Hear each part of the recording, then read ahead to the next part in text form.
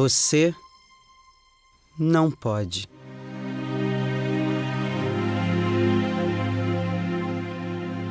Você não está pronto. Você não vai acertar.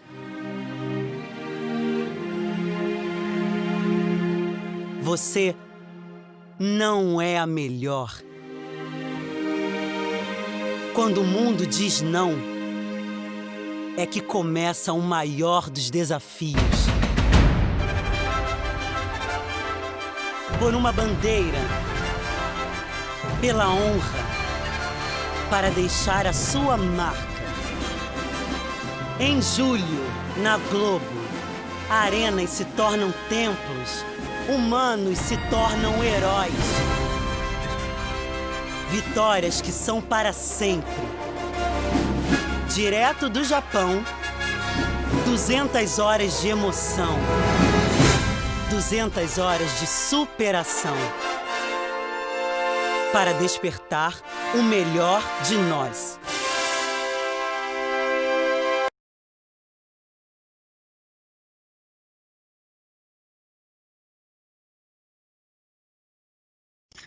Olá, eu sou Marcelo Barreto, apresentador do Sport TV, e é um prazer estar aqui com meus colegas nessa mesa sobre os Jogos Olímpicos, né? Nosso tema é Olimpíadas de Tóquio e os diversos pontos de vista de uma Olimpíada dos atletas, da gestão do evento, apresentador e repórter. Antes de apresentar os debatedores, eu queria só contar uma historinha. No ano passado eu fui convidado a participar da CCXP e isso elevou o meu patamar com a minha filha. Infelizmente eu não pude participar porque tinha outro compromisso, tinha marcado. E quando ela ficou sabendo, ela que é frequentadora, no ano passado, inclusive, ficou num hotel ao lado do evento para poder participar a maior parte de tempo possível. E aí ela ficou realmente espantada. Ela falou: papai, você vai participar da CCXP? Ou seja, depois de 30 anos de carreira, consegui fazer algo que chamasse a atenção da minha filha, né? Então, esse ano eu estou consolidando com essa participação. Aqui comigo estão a Joana Timóteo, diretora de eventos do Esporte na Globo. Tudo bem, Joana? Tudo bem, Marcelo? Um prazer estar aqui. Uma honra estar na CCXP também. Minha primeira vez debutando aqui, esse mundo tão novo para a gente, né? Tão novo para a gente, mas que já é o mundo dos nossos filhos. Total, né? total. Aliás, eu vou contar para o meu filho também, eu tenho certeza que eu vou subir vários degraus no orgulho dele. Vai ganhar prestígio. Carlos Gil, direto de Tóquio, está acompanhando bem mais de perto, né, Gil? Tudo bem? Bom ter você aqui. Muito bom estar falando com vocês, matando a saudade, né? Nós nos encontramos aí eventualmente, semanalmente, no Redação Sport TV, mas a Joana e a Fabizinha eu vejo menos, mas essa nova forma da gente conversar que a pandemia consagrou e consolidou, a gente aprende a matar a saudade também dessa maneira online, que é a linguagem, né? Que está sendo mais usada para garotada. O CCXP é um grande evento. Aqui no Japão, eventos desse tipo, né, desse molde, são muito populares. Eu já tive a oportunidade de ir por diversão e também a trabalho, né, para cobrir. E realmente meus filhos também são fascinados por esse universo. Então é um prazer estar aqui com vocês. Também já fui por diversão. Eu não sei se ficar correndo atrás dos meus dois filhos, né, nesse evento é exatamente diversão, mas assim, realmente abre os nossos olhos para esse mundo novo. A Fabizinha, que o Gil citou, é a Fabiana Alvim, que só será chamada por esse nome desta vez, né? Ela é a Fabi, do vôlei, da seleção brasileira, e que passou a ser Fabizinha porque tinha a Fabizona, tinha outra Fabi no elenco. Aliás, a Fabizona vai ser mãe, a Fabi já é. Aliás, tem um filho mais jovem entre nós aqui que já vai mergulhar nesse universo, né, Fabi? Já nasce totalmente conectada. Muito bom ter você conosco, até porque eu acho que sobre a Olimpíada você teria algo a contribuir, assim, né? Talvez tenha uma historinha ou duas para contar, não? Oi, Barreto, Joana, Gil e toda a galera aí que está nesse evento grandiosíssimo. Eu tive o prazer e o privilégio de ter estado ano passado. Fiquei não menos impressionada que vocês, um evento sensacional, arrepiante. Eu também não tinha noção da dimensão e do impacto que tinha para esses jovens, né? E a gente vai tentar contar um pouquinho de história, aliás, Jogos Olímpicos com novas modalidades, influência desses jovens também. A gente espera que o esporte possa, especialmente o ano olímpico, né, possa conversar com essa galera dos jogos eletrônicos também. Então é um prazer e um privilégio poder falar um pouquinho de Olimpíada dentro de um outro grandioso evento, viu, Marcelo? Pois é, o nosso primeiro tema seria justamente a preparação para esse evento tão grandioso que são os Jogos Olímpicos. Todos nós aqui já participamos em algum momento de uma preparação ou para uma cobertura ou para a própria competição, que é o caso da Fabi. Mas essa é uma edição inédita no sentido de que nós ganhamos, entre aspas, um ano a mais na preparação, né? Às vezes, imagino no caso da Joana, por exemplo, né, que tem toda aquela logística para desenvolver. Às vezes, né, Joana, você pede um dia a mais, pelo amor de Deus, uma semana, me dá uma semana a mais para poder organizar isso. Agora, um ano a mais, curiosamente, vira um problema, né? Ou seja, todo o planejamento que estava feito teve que ser repensado. Como é que foi? Essa, certamente, é uma experiência inédita na sua carreira, né? Barreto, eu acho que também devido às circunstâncias, né? É um adiamento em cima de uma questão que a gente ainda não domina, que é a questão da pandemia. Então, sem dúvida nenhuma, quando a gente começa o nosso planejamento do que a gente chama de um grande evento, e a Olimpíada é um grande evento, a gente começa 2 anos e meio antes, às vezes 3 anos, dependendo do tamanho, a pensar como é que a gente vai estar, o que a gente espera desse evento, como que a gente vai estar no lugar, o que a gente vai fazer. A gente tem modernizado muito a nossa forma de fazer, cada vez fazendo de uma maneira mais remota, porque são eventos tão grandes, tão importantes, que se a gente consegue fazer uma parte do Brasil e uma parte do local, no caso Tóquio, a gente pode entregar para o público, que é o nosso maior interesse, a melhor cobertura possível. Então, a gente começa muito antes a pensar o que a gente deseja. Então, a gente, por exemplo, começa a pensar desde mandar o Carlos Gil, né, mandar um repórter morar no local para poder explorar e trazer no nosso dia a dia todas as informações, curiosidades, tudo que a gente quer mostrar para a nossa audiência, né, para o nosso consumidor final, que é como a gente chama, até pensar assim, onde a gente vai ficar, como a gente vai ficar, onde será o nosso estúdio, teremos um estúdio, quais esportes a gente vai estar de dentro da arena, quais esportes a gente não vai estar de dentro da arena. Então, a gente tem todo um projeto que a gente inicia um tempo atrás e depois a gente vem conduzindo ele. E aí, quando a gente teve a questão da pandemia, nesse caso muito específico, a gente primeiro paralisou, né? A gente e o mundo todo, né? A gente congelou e disse, e agora? A gente faz o quê?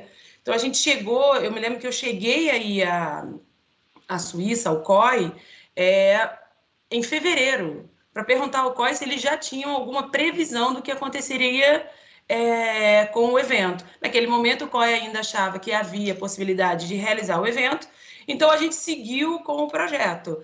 E aí, ao ser adiado, você dá uma revisada, você vai precisar revisar tudo, pelo tempo, pela incerteza, pelos custos, por tudo, mas mais também para entender como que o mundo vai estar um ano depois de uma pandemia, né? Muda todo o cenário. A gente muda toda a nossa expectativa em torno disso. Então, hoje, o que a gente tem? A gente teve que revisitar o nosso projeto, mas a gente acredita muito nesse evento. A gente acha que a Olimpíada ela é um evento absolutamente engajador, agregador e inclusivo. Então, a gente entende que a gente precisa estar com força total nele, e é isso, assim, que a gente na Globo, a gente realmente acredita nisso, em todas as nossas plataformas. Seguimos com um super projeto adequado para o ano de 2021, e estamos aqui, assim, todo dia aguardando as confirmações, as mudanças. Tóquio está tendo que revisitar todo o seu planejamento operacional, né? Então, assim, discussão de teste, discussão de quarentena, discussão... Vou dar um exemplo bobo, quando você vai fazer uma entrevista depois de uma competição, você tem um lugar chamado zona mista. Hoje há uma discussão como será uma zona mista, porque, historicamente, é um repórter do lado do outro com a sua equipe. Hoje eu não consigo mais fazer isso. Mesmo em 21, a gente vai ter um evento diferente. A gente tem uma discussão se vai ter público, se não vai ter público. Isso tudo afeta a gente que faz a gente que é uma empresa de broadcast, uma empresa que vai trazer para o nosso público brasileiro esse evento, como é que a gente vai mostrar isso, né? Sem deixar perder a força do evento, porque a força do evento existe, o olimpismo existe, né? A crença por esse esporte, pelo investimento no esporte existe. Então, a gente está exatamente repaginando para encontrar a melhor maneira da gente contar esse evento para todos vocês que não estarão em Tóquio. No caso do Carlos Gil, teve uma mudança de vida também, né, Gil? Teve que renovar a escola das crianças, entre outras coisas, né? Nessa altura, você já estaria de volta ao Brasil pelo planejamento original, né? Você teve que mudar tudo. Estaria quase voltando, A gente chegou a fazer uma combinação de terminar o ano letivo, né, das crianças aqui, mas, enfim, o básico do trabalho para Olimpíadas e Paralimpíadas já teriam terminado. Provavelmente, num mundo sem pandemia, né, é até difícil a gente imaginar como teria sido. Teria havido, por exemplo, o Grande Prêmio do Japão de Fórmula 1 em outubro. Provavelmente eu teria ido a Suzuka fazer e algumas outras, enfim, questões como eleições americanas e as suas repercussões. Mas realmente mudou, né? A nossa vida virou de cabeça para baixo, assim, no dia 24 de março de 2020, quando foi adiada oficialmente essa edição dos Jogos Olímpicos e Paralímpicos, embora algumas semanas antes a gente já esperasse que isso pudesse realmente acontecer, havia um grande medo de que houvesse um cancelamento definitivo, né? E aí sim, eu acho que do ponto de vista pessoal e profissional teria ficado uma frustração, sem dúvida nenhuma, né? Porque você se muda para um outro país, a gente, como a Joana falou bem, houve todo um planejamento de eu me mudar para cá 2 anos antes dos Jogos, né? Eu cheguei aqui em julho de 18, exatamente 2 anos do que seria a abertura, né? E de repente, se fosse cancelado, a gente teria que... Não ia ter mais nada, né? Como é que vai fazer? Volta daqui a um mês, volta daqui a uma semana. Não volta porque a pandemia não vai permitir, está todo mundo de quarentena. Enfim, mas agora, ainda que o mundo esteja sob essa grande expectativa da vacina, né? Há vários projetos em desenvolvimento, ainda não temos essa vacina, não sabemos quando essa vacina será aplicada nas pessoas, nos atletas, nos jornalistas, enfim. Ainda existe uma grande expectativa, mas existe, ao mesmo tempo, um cenário que o Comitê Organizador Local, o Comitê Olímpico Internacional, consideram um cenário, se não 100% positivo, mas de esperança de que haja o evento. E a Ana novamente falou de uma forma, uma palavra que está sendo muito usada, da forma possível, né? Vai ser diferente, isso a gente pode garantir. Vai ser algo diferente para todo mundo. E o que vai ser possível a gente vai saber aí ao longo dos meses. Vai depender bastante, obviamente, da questão da vacina. Fabi, você escapou por pouco de passar por esse adiamento como atleta, né? E a gente só consegue imaginar como é na cabeça de quem já estava classificado ou ainda estava brigando por uma vaga, esse adiamento de 1 ano, né? O que você tem conversado com atletas? O que está se passando na cabeça deles? Como é que tem sido viver essa experiência? Bom, acho que somos unânimes em dizer que é um dos maiores eventos esportivos do planeta, né? Acho que pela quantidade de nações que envolve, a cultura, né? Toda a vivência dos jogos, né? Acho que isso é realmente um marco, é um sonho para todos os atletas, né? Quando você começa lá como criança se inspirando nos seus ídolos, você tem o sonho de jogar uma Olimpíada. E muitos desses atletas estavam próximos de realizar esse sonho, outros em viver novamente esse evento. E o que eu percebi, viu, Barreto, foi assim, conversando com atletas e comissões técnicas, atletas de outros lugares também, é que eu vi 2 pontos de vista interessantes, né? Algumas meninas, inclusive você citou o caso da Fabiana, que é uma das jogadoras que provavelmente não vai aos Jogos, né? Por conta de ela estar grávida e vai estar muito próximo, isso compromete a performance da atleta, era uma jogadora importante. E tem as realizações pessoais, muitos atletas tinham planos, e 1 ano a mais, às vezes, impacta diretamente num resultado num pódio olímpico, né? A gente escutei algumas atletas de outras modalidades, por exemplo, a própria ginástica olímpica. 1 ano a mais representa, de fato, às vezes, um déficit de performance. Então, isso pode impactar diretamente numa ida ou não a um pódio. E assim, como o Gil falou, um pouco frustrante para alguns, mas eu vi também uma mobilização no sentido de, caramba, vamos observar mais, estudar mais os outros times, tentar esmiuçar o que tem. Né? Hoje o voleibol feminino ele tem chances de brigar para uma medalha, o masculino também, mas a gente tem talvez times um pouco à frente. Então isso pode ser uma maneira da gente se mobilizar mais, olhar mais. E um outro ponto de vista interessante foi que alguns atletas que talvez não fossem viver por falta de ou não ter conseguido índice ou terem sido preterido, que é normal, o voleibol, por exemplo, é um grupo de 12 atletas, às vezes você está naquele momento, não está na sua melhor forma e você não consegue estar, né, dentro do time, ganhar uma nova oportunidade. Então tem dois olhares interessantes sobre um mesmo problema, né? A gente está vivendo algo inédito para a nossa geração e, de fato, acho que todos nós tentando entender como é que isso vai ficar para frente, né? Quais serão os novos...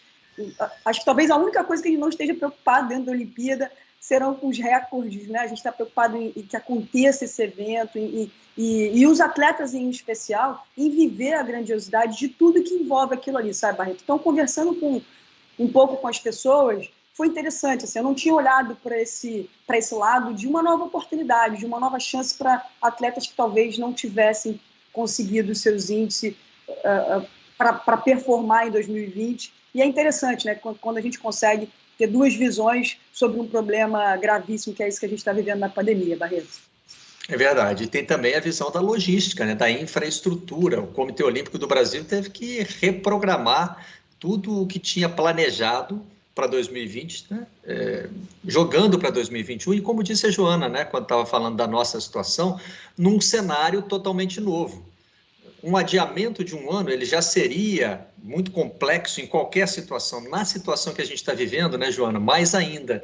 Você citou aí um exemplo de zona mista, não se sabe, por exemplo, se teremos coletivas também, as entrevistas coletivas, se elas serão presenciais ou totalmente virtuais. Uhum. Então, a gente está pegando um exemplo lá na ponta do processo, mas isso perpassa todo o nosso planejamento, né? A gente já conseguiu tomar decisões, claro, né, do que você pode adiantar, do que você pode contar. A gente já conseguiu tomar decisões ou fica sempre em compasso de espera? Sempre depende de uma resposta do COI, de como vai ser tecnicamente para a gente poder se organizar.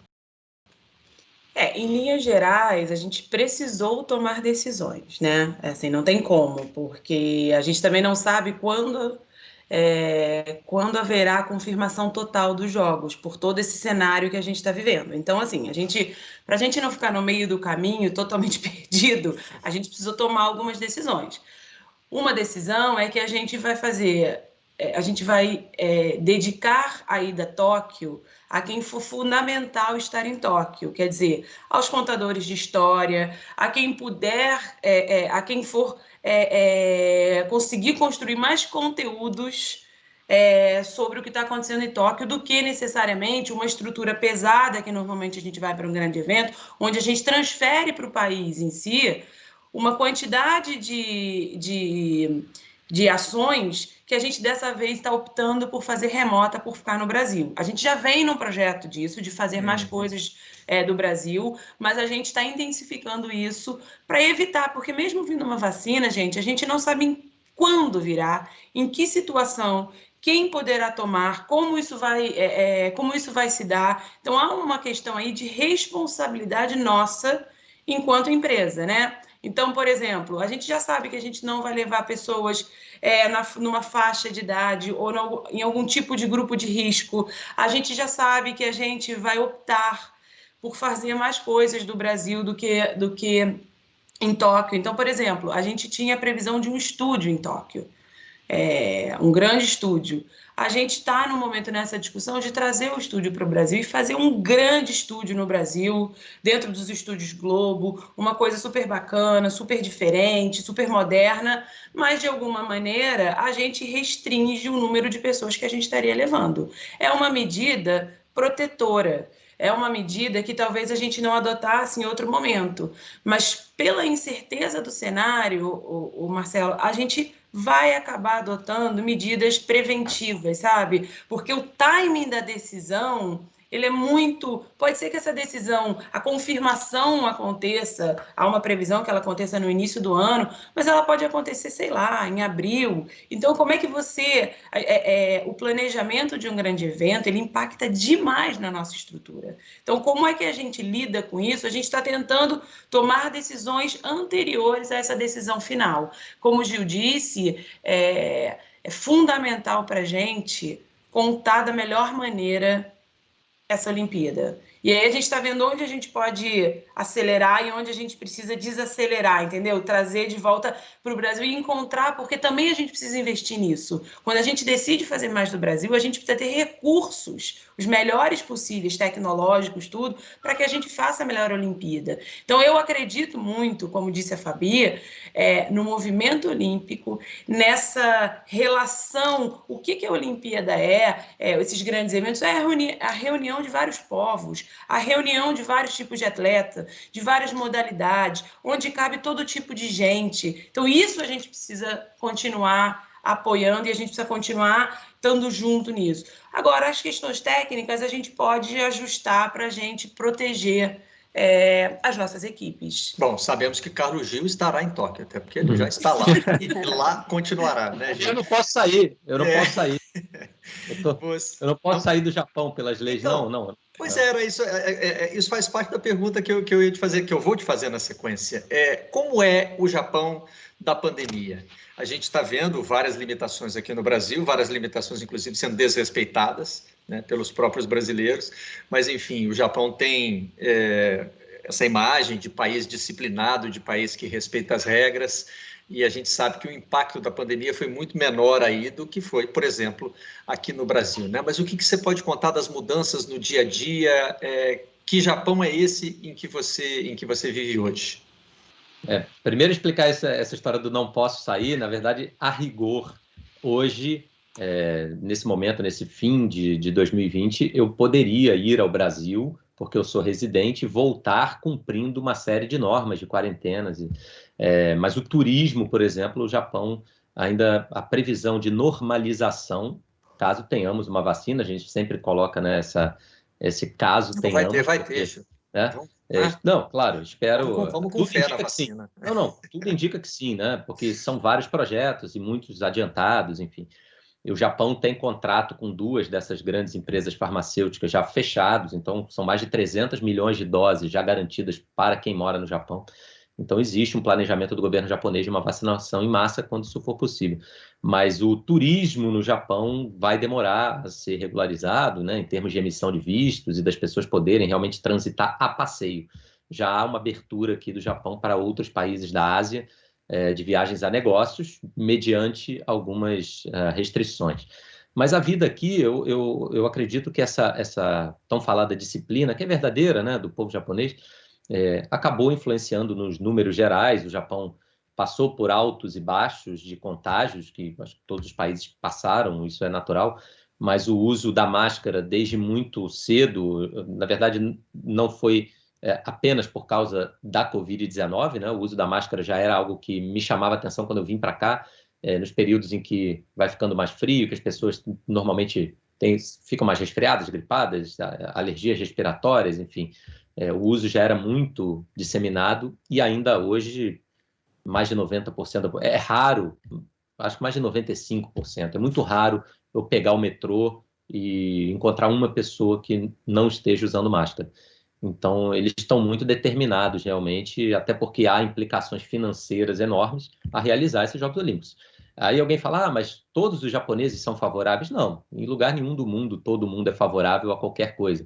No Brasil, havia aquele movimento, não vai ter Copa, não vai ter Olimpíada, como houve em Londres, onde você morou, Barreto, como houve em qualquer país do mundo, sempre há democraticamente essa discordância se é relevante ou não para o país a realização de um determinado evento. Mas o que a gente falou, e assim, é muito interessante, o trabalho da Joana é muito importante para nós, como empresa de mídia, é a montagem realmente de um quebra-cabeça gigantesco, e é um quebra-cabeça que as peças mudaram de forma, de quantidade, de desenho, depois que você já tinha aberto o pacote, né? Você ganhou um quebra-cabeça, abriu o pacote, está começando a montar, era um castelo com um lago refletido, e no meio virou uma pintura abstrata. Não tem nada a ver com nada, né? Porque vai ser muito diferente, né? Eu no mês de novembro, participei de uma reunião com membros do Comitê Olímpico Internacional aqui em Tóquio, e eles estavam falando assim dessa parte direcionada para a mídia, né? Que é o nosso negócio. É claro que muita coisa vai impactar no torcedor, no acesso, mesmo com vacina. Deveremos ter diferentes restrições, né, para o transporte público, para a entrada e saída do país, mas no que diz respeito ao nosso trabalho como jornalistas, realmente vai mudar muito. Zona mista, por exemplo, o John Coates, que é o australiano que cuida muito da parte logística dos jogos aqui, disse que as zonas mistas terão que ser redesenhadas em seu conceito, ou seja, o próprio conceito de entrevistar um atleta depois que ele sai da piscina, da pista, do campo, vai ser redefinido, né? E eu acho que isso vai ser redefinido ao longo de 2021. Eles têm tido muito marco que eles usam a primavera de 2021. Claro, e no hemisfério norte isso significa fim de março, início de abril. É o período em que está previsto o revezamento da tocha para ter início, é o período em que está previsto o Japão anunciar qual será a capacidade autorizada dos ginásios, estádios e arenas, se 50%, 80%, 100%, 0%. Enfim, eles estão trabalhando muito com esse marco aí da primavera aqui do Japão para algumas definições estratégicas relevantes. Desculpa, Barreto, só fazendo uma observação ao Gil, perfeito, a primavera é como eles estão considerando, mas há uma pressão mundial, porque tem muitas empresas envolvidas do ponto de vista de mídia, que são detentores de direito e que gastam muito para ter esses direitos, para que isso se antecipe um pouco, para que isso vá para o fim de janeiro, início de fevereiro. Parece pouco, mudar um mês e pouco, mas parece todo esse planejamento. Imagina, tem empresas americanas, inglesas, que a Olimpíada é o grande investimento da empresa, né? Então, isso muda muito, né? Se você vai ter público, se você não vai ter público, se a sua equipe vai ter uma restrição de quantidade de pessoas que vão poder acessar o país, se não vai ter, se vai ter quarentena de 14 dias, se não vai ter, porque isso tudo gera impacto financeiro, impacto de planejamento, impacto de organização, né? Se você, por exemplo, vai poder ter um hotel inteiro para você, ou se o hotel só tem 50%. Então, tudo isso é muito delicado para tomar as decisões. Então, há uma pressão mundial, sim, para que tenha-se respostas mais cedo. Só que eu também entendo, por outro lado, o COI e o Comitê Japonês. O Comitê Japonês, como disse o Gil, ele é o mais afetado, porque o dinheiro saiu dali, né? O investimento é todo dali, mas o COI também, porque a discussão da vacina, ela está aí, ela vai existir, eu concordo com você, mas se ela for em maio, ela tem um estrago, né? Ela ajuda de uma maneira. Se ela for em julho, é de outra. Se ela for em março, é de outra. Se ela for esse ano, como já tem algumas sendo anunciadas para o final do ano, início do ano, é outra. Então, teremos a vacina. Resta saber quando ela virá e quanto isso afeta, né? Então, eu só queria fazer esse adendo, porque eu acho que é importante a gente pontuar essa pressão mundial, que está muito forte. Fabi, do ponto de vista dos atletas, diminuir a zona mista às vezes é até um alívio, né? Menos um pra espaço. Fabi não, para Fabi não. Não, a Fabi Fabi era amiga da imprensa. Sempre atendeu bem a imprensa. Mas tem atleta que está de cabeça quente, não quer falar mesmo, ou falar não é a maior habilidade, né? E nem precisa ser. A maior habilidade do atleta tem que ser desempenhar aquela atividade esportiva. Mas quando a gente fala dessas questões logísticas, né? Tudo isso que a gente aplicou aqui ao nosso universo, ao universo da TV, da internet, você vai pulverizar quando se fala de Jogos Olímpicos, porque cada esporte tem a sua necessidade, tem a sua realidade. Então, também dentro do universo esportivo, né, é uma logística super complexa que federações e atletas estão precisando resolver cada um à sua maneira. E é interessante ouvir cada um de vocês nas suas respectivas áreas, que a gente tem a real noção do tamanho desse evento, né, cara? O que ele envolve? A gente já falou aqui de algumas questões mais do legado, né, da questão da cultura, da união dos povos, mas eu acredito muito, Barreto, que a realização desse evento no ano de 2021, em acontecendo, vai passar uma mensagem muito além da questão esportiva, sabe? Justamente por toda essa solidariedade, essa mobilização, esse momento difícil que a gente está passando cada país tem um número, mas todos foram praticamente atingidos, né? Então, o desempenho esportivo, os recordes, a gente já falou aqui sobre isso, né?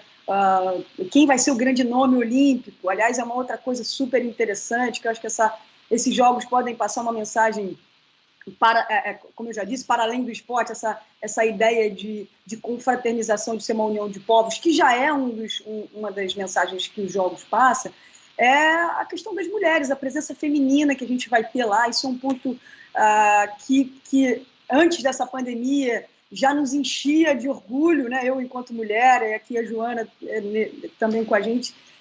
Isso era uma coisa que eu ficava, caramba, talvez nós estejamos próximos a viver um pouco dessa história que é um movimento mundial, que seria a presença, e mais do que a presença maciça, né? A gente está, especialmente na delegação brasileira, a gente tem quase que uma igualdade de gênero, 47% de mulheres e 53% de homens, um crescimento em relação aos últimos jogos de 13%, que é já uma resposta ou uma ocupação, digamos assim, mas do ponto de vista das mensagens, a gente talvez tivéssemos, pela primeira vez, uma grande protagonista mulher, que seria a Simone Biles, né, dos Estados Unidos, da ginástica olímpica, uma mulher negra. Então, assim, a gente vai ter, eu estou confiante na realização desses jogos, muito mais pela mensagem do que simplesmente pelas performances que a gente está habituado a ver, os super-heróis, os super-atletas, sabe, Barretão?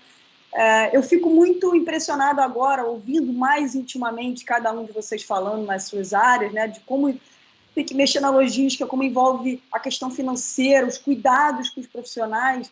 E a gente, enquanto atleta, a gente está preocupado, sabe, em performar, mexer obviamente tem os nossos impactos logísticos, como você disse, mas a gente o nosso foco, o foco do atleta é quem é o nosso adversário, contra quem a gente vai jogar, a gente vai lá para brigar por medalha. O que isso envolve? Abrir mão de quê? Estar longe de quem, né? Mas tem uma coisa, eu acho, muito maior que vai ficar para 2021 e é nisso que eu acredito, você sabe. O meu olhar para os Jogos Olímpicos, enquanto torcedora, enquanto alguém que já participou, está um pouco mais para esse lado, assim, sabe? Acho que vai ter um impacto diferente nas pessoas, a gente pode sensibilizar. E aqui a gente está ao lado de dois caras que eu tenho o maior privilégio, né? Você, Barreto, e o Gil, que contam um pouco dessa história para as pessoas que estão em casa. Acho que a gente vai ter uma mensagem super importante que pode impactar justamente nessa galera que não vai estar em Tóquio, como a Joana falou, né? Então, eu estou muito otimista no sentido da mensagem, sabe? Porque a gente está vivendo essa pandemia, não tem como de onde a gente fugiu, o impacto foi extremamente significativo, né? Mas o meu olhar talvez seja por aí, sabe, Barreto? É tentar achar alguma coisa que esses jogos podem deixar para as pessoas, além das performances e dos recordes. Já brinquei com a Fabi em outro evento que quando uma Olimpíada termina, né, você pensa o que você vai fazer para a próxima, né? Aí a Fabi, quando ganhou uma medalha de ouro, falou assim, vou ganhar outra, né? E foi lá e ganhou mesmo, né? E a gente vem, né, Joana, de um momento muito impactante para todos nós. Quer dizer, a gente teve a Olimpíada na nossa casa. Foi uma preparação como nunca houve. Aliás, em termos de empresa de comunicação, nós tivemos um ciclo que dificilmente vai se repetir, né? Nós saímos de uma Copa do Mundo para uma edição dos Jogos Olímpicos e Paralímpicos no Brasil. Então, isso, em termos de planejamento, de mobilização, de inovação também, né? De tudo que a gente teve a possibilidade de levar para o nosso consumidor, foi uma experiência única. E a gente está levando muito... Já ia levar de qualquer forma e vai continuar levando muito disso para Tóquio, né? Eu acho que perfeito as suas palavras. A gente viveu o nosso ciclo de ouro, não que a gente não vai viver outros, mas ter a Copa e a Olimpíada no Brasil, talvez tenha sido... Eu me lembro, engraçado isso, eu me lembro no dia que acabou a Olimpíada, na segunda-feira, né? É sempre uma segunda-feira, porque domingo a gente tem a cerimônia de encerramento, mas a gente ainda está no ar, e aí é na segunda-feira que a gente encerra, a gente sempre escolhe um ponto de encerramento. Eu me lembro, a gente tinha um estúdio lindo, incrível, que deu um trabalho enorme para a gente poder, foram muitos anos de negociação, com o Comitê Internacional, com a Rio 2016, para que a gente pudesse ter no meio do Parque Olímpico. A gente era o principal detentor no Brasil, enfim, e a gente conseguiu ter. Foram passos de muito investimento do nosso tempo para a gente conseguir fazer aquela Olimpíada. A gente tinha o Sport TV com 16 canais, a gente tinha a Globo transmitindo 200 horas, uma quantidade de horas, a gente ficou mais ao vivo do que nunca tinha ficado ao vivo, a gente tinha o GE. Globo também, assim, em cima de tudo, com toda a informação, com aplicativos para te direcionar como andava dentro do parque, a gente tinha de tudo.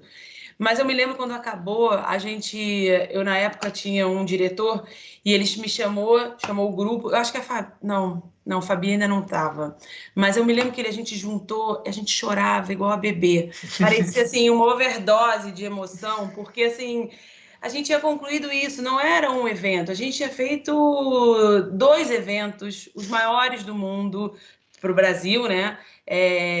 E a gente estava em êxtase, porque a gente tinha entregue, talvez. Aí acho que, Fabi, jamais farei uma comparação com o que é a vida de um atleta, mas naquele momento. Ganhou a medalha de ouro. Ganhou a medalha de ouro. Ali, claro. Assim, sendo tipo, a gente estava encerrando um ciclo de muito treinamento, de muita. E que a gente tinha tido um resultado incrível. Então, acho que dali, e aí, Barreto, deu aquela sensação em todos nós, e agora? O que a gente vai inventar de novo para o que vem aí, né? O que a gente vai trazer de novidade para que o público ainda ache um barato estar com a gente? Porque eu não tinha nunca mais vou ter os mesmos recursos que eu tenho no Brasil. A gente tinha, por exemplo, na Olimpíada, eu posso estar errando para cima um pouquinho ou para baixo, mas a gente credenciou, né? Quer dizer, a gente tinha 2.000 pessoas envolvidas. A gente, na Copa, teve 1.000 e poucas pessoas envolvidas, viajando, se deslocando pelo Brasil todo, fora as nossas bases nos locais. Então, quer dizer, é um impacto que a gente não funciona assim fora do Brasil. Mas aí a gente veio para a Copa da Rússia e a gente lança um estúdio completamente diferente, virtual. Você estava lá, você acompanhou de perto, Gil também.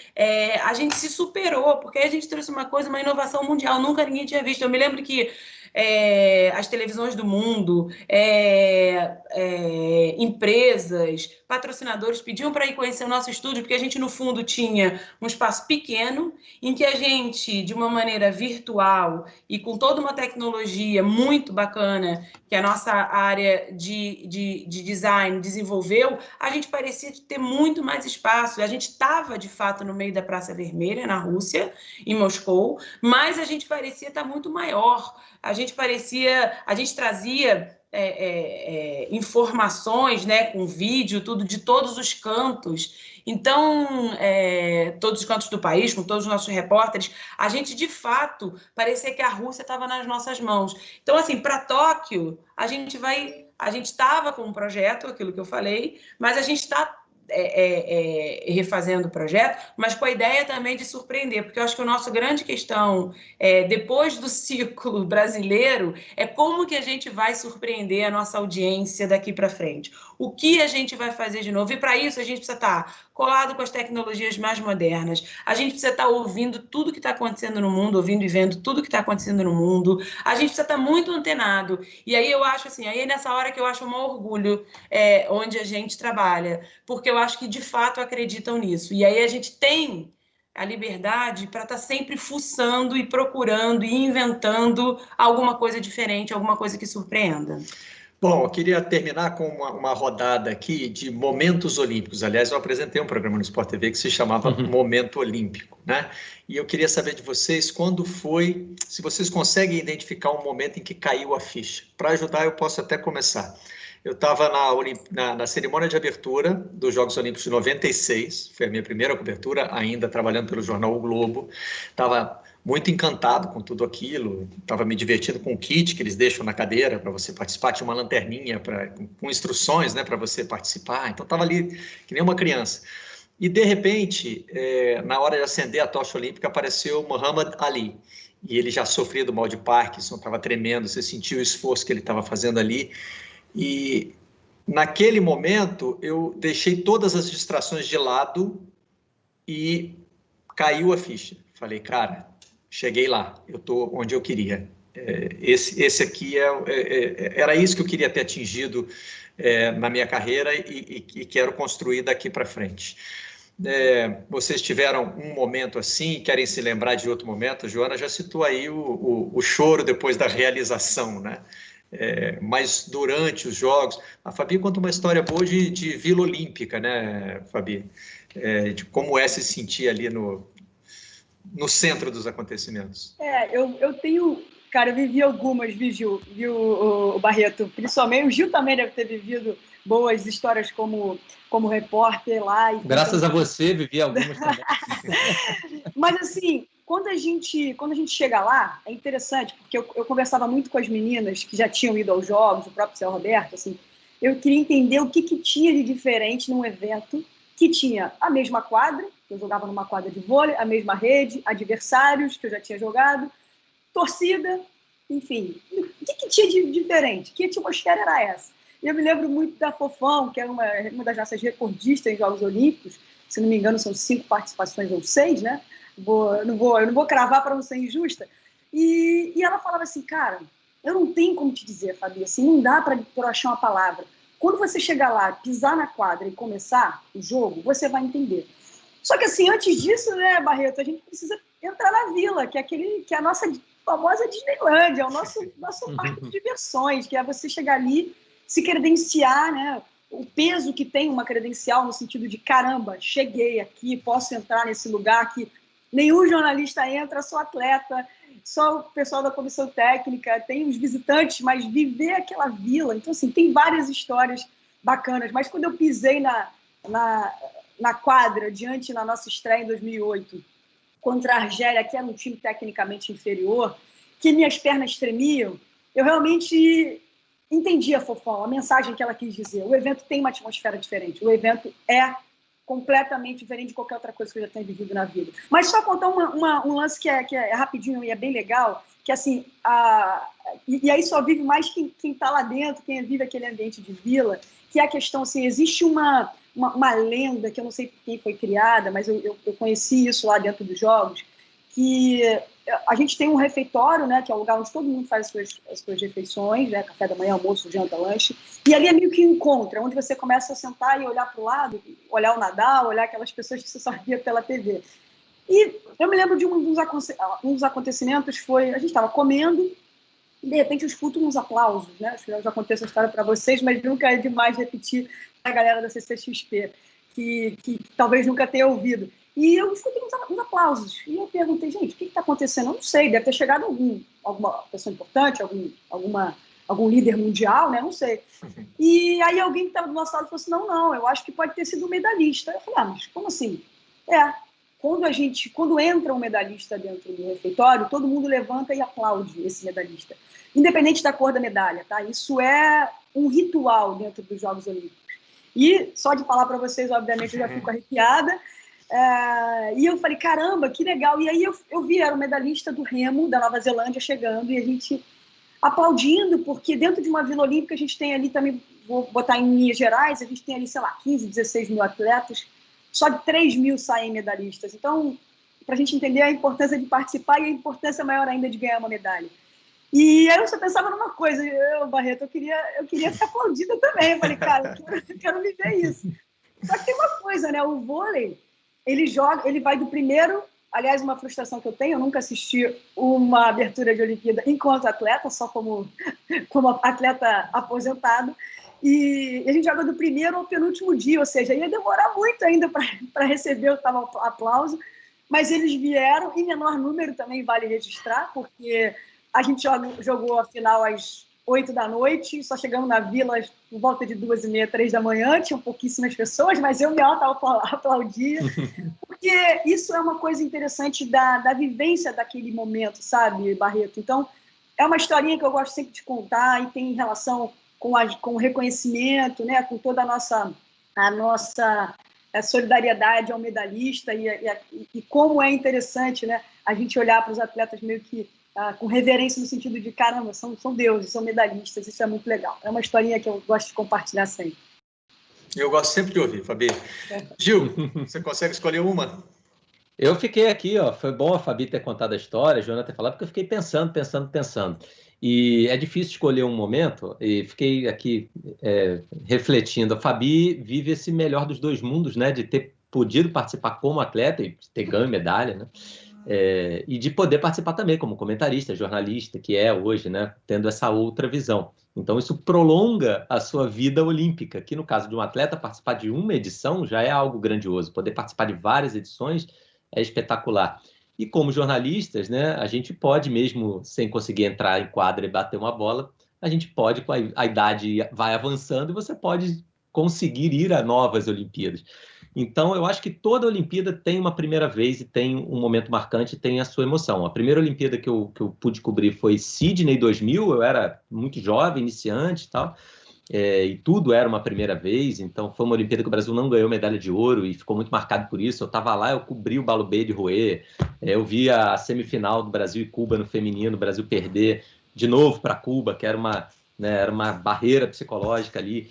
Depois tive a oportunidade de ir em outros Jogos Olímpicos, como Pequim, que era toda aquela grandiosidade. Teve a vitória da seleção de vôlei, que aí eu fui para assistir como torcedor, né? Eu fui lá, foi à noite, eu já tinha trabalhado durante o dia, mas fiz questão de ir lá torcer.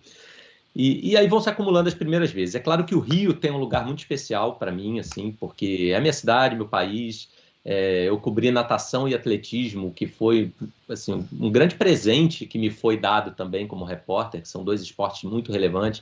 E despedida do Michael Phelps e despedida do Usain Bolt, né? São dois grandes nomes do esporte, da história do esporte olímpico, que se despediram no Rio de Janeiro. Eu pude entrevistá-los, pude ver a medalha de ouro do Thiago Braz, que foi um momento muito incrível ali no salto com vara. Mas, assim, de cada Olimpíada, as Olimpíadas de Inverno de Sochi, né? Foi uma oportunidade também, eu nunca tinha feito uma Olimpíada de Inverno e foi muito legal. Foi a primeira vez que eu consegui assistir a uma cerimônia de abertura também no estádio. Eu nunca tinha conseguido ver. Em Sochi eu cobri a cerimônia de abertura. E agora, eu vislumbro muito tudo isso no Japão, né? Porque o Rio é minha cidade, o Brasil é meu país, mas o Japão faz parte da minha vida hoje, né? É o país onde eu estou há 2 anos e meio, um projeto de vida com esse objetivo final de fazer os Jogos Olímpicos. Então, assim, eu torço profissionalmente e pessoalmente para que tudo dê certo, primeiro pela saúde de todo mundo, né? Porque a gente está vivendo um momento muito difícil no mundo inteiro e daqui de longe, com toda a minha família, meus amigos, né, no Brasil, e nem sempre a gente consegue se falar por causa do fuso horário, é angustiante essa parte pessoal. E segundo, obviamente, pelo ponto de vista profissional, de estar vendo tudo acontecer. Eu não moro muito longe do Estádio Olímpico, né? Não dá para ir a pé, mas de bicicleta, assim, é muito pertinho. E eu fui vendo aquilo crescer, sabe? Ele já está pronto, eu já entrei no Estádio Olímpico várias vezes agora. Agora em novembro, mais uma vez, com o Thomas Bach, presidente do COI, foi lá. Todas as instalações, praticamente todas eu já visitei. Eu fui vendo a cidade se preparar e esse sonho ir crescendo. Então, eu tenho a impressão que o dia 23 de julho de 2021, se tudo der certo, vai marcar a abertura dos Jogos de Tóquio. Jogos diferentes, sim. Jogos, talvez, tecnicamente, que não tenham todos aqueles recordes por todos os problemas de preparação e treinamento que a gente sabe que os atletas estão tendo, sim. Jogos que talvez não tenham 100% de capacidade nos estádios, também, mas talvez sejam jogos do que o importante vai ser competir, daquela essência olímpica, porque realmente vai ser o importante, estar ali, né? Para todo mundo, para quem é atleta, para quem é jornalista, para todos os profissionais, para quem ama o esporte, o importante vai ser estar ali. E para mim, assim, que estou morando e carrego também essa cidade, né, no coração já, a cidade que meus filhos estão crescendo, eu assim, tenho uma ansiedade muito emotiva por essa nova história olímpica que ainda vai ser escrita. Joana, você ficou com a responsabilidade de fechar. A cerimônia de encerramento é com você. Não, eu fiquei ouvindo todo mundo com as suas experiências. A minha primeira Olimpíada em loco foi 2004, uma Olimpíada muito especial. Como o Gil e a Fabi, eu tenho algumas historinhas, vou falar muito rápido, porque se dizia que a Grécia ia ser um caos, mas ao mesmo tempo a Grécia é o berço de tudo. Então, o que aconteceu na Grécia, o que eu vi acontecer na Grécia, porque uma das características do meu trabalho, da minha equipe, é que a gente frequenta os países antes. Então, assim, eu já fui 6 vezes ao Japão nessa pré-Olimpíada. Eu fui a Atenas, eu fui a todas as Olimpíadas, eu vou muitas vezes antes para ver como é que as coisas estão evoluindo, para ver o que a gente vai fazer, o que a gente não vai fazer. E eu me lembro que quando... E Atenas tinha um problema, porque até uma semana antes não ia estar pronto o Estádio Olímpico. Uma semana antes mesmo. Mas o que o povo grego fez ali foi tão especial, foi tão diferente, foi tão diferente de tudo que eu já tinha visto em qualquer evento olímpico. Eles abraçaram os jogos. E os jogos se tornaram talvez os jogos mais divertidos que eu já tive, assim, porque as pessoas dançavam pelas ruas, os jogos eram animados, as torcidas cantavam, era uma congregação assim, efetiva dos povos naquele lugar. Depois eu morei em Pequim. Pequim eram outras coisas que eram um jogo muito mais jogos muito mais tecnicamente preparados, estava tudo certo em Pequim, mas tem toda a questão de como os chineses entrariam nessa história, né? Como é que os chineses iam fazer parte? E aí uma pílula muito rápida, eu me lembro que naquele momento não se fazia transmissões ao vivo da China, e aí a gente queria abrir a Olimpíada com uma transmissão ao vivo no Fantástico, no domingo anterior, que é uma tradição nossa. E aí eu consegui, com muita negociação, colocar um caminhão de transmissão, que na época a gente não tinha a tecnologia que a gente tem hoje, no meio da muralha da China, algo nunca feito antes. E aí eu me lembro que depois, quando souberam que eu já estava preparada para aquilo, não queriam mais deixar, porque não podia só eu estar fazendo isso. Só que eu já tinha conseguido autorização com um cara que a gente conhecia, enfim.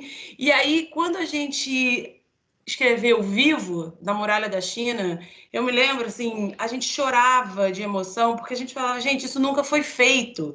Então, são histórias e eu só consegui isso, como o Gil estava dizendo, da experiência de estar morando lá, porque eu morava lá. Então, eu já conhecia como as coisas funcionavam. Eu morei 2 anos e meio na China, porque a gente achou que ia ser uma Olimpíada mais difícil e que a gente precisava ter algum representante lá. O meu marido era o correspondente na época, e eu fui para organizar esses jogos. Então, eu acho que cada jogo, cada um desses jogos, eles trazem uma experiência para cada um de nós, e aí o ápice para mim é o cuidado que o COI tem, que eu acho um cuidado, que ele, ao fim de cada edição, ele dá uma medalha para nós jornalistas. E essas medalhas, eu sei que todos nós, a gente guarda com o maior carinho, porque é a nossa medalha, né? É o que a gente carrega, é o símbolo de tudo que a gente jamais terá uma medalha como a sua, Fabi, mas a gente também tem uma parte ali importante nesse todo. Então, assim,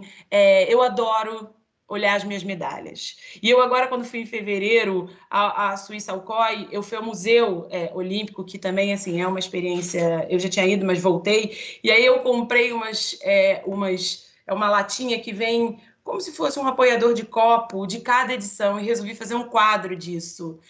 E aí é o máximo quando eu olho aquele quadro, é o máximo quando meus filhos olham. E os meus filhos sempre falam assim, mãe, você já pensou quantas Olimpíadas você foi? Então, assim, realmente um evento muito especial para mim, pessoalmente. Assim, um evento do qual eu gosto muito de trabalhar e fazer parte. É muito especial para todos nós, teríamos muitas outras histórias para contar, mas estamos chegando ao fim do nosso tempo, então eu quero agradecer a Joana, ao Gil, a Fabi, espero que vocês tenham curtido como eu curti, ouvir todos esses relatos aqui, e agora eu vou me levantar e comunicar para minha filha que, enfim, o pai dela participou da CCXP. Tchau.